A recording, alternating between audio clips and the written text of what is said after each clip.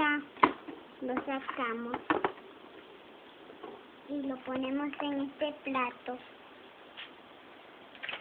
Y ahora lo ponemos aquí. Ahora sacamos la cuenta.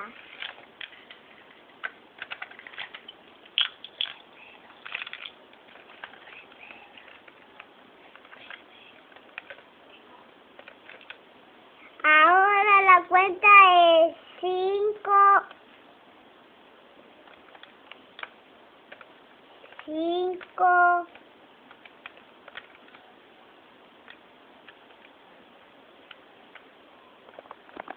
5, 5, 9, 4.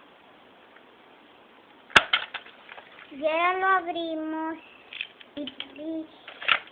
pero primero de eso hay que ponerle la tarjeta de crédito.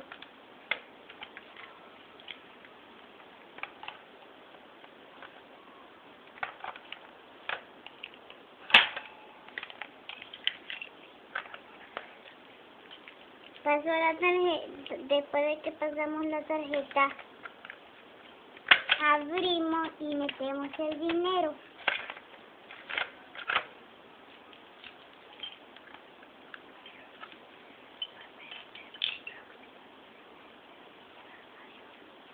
Para mi próxima cocinería. Adiós.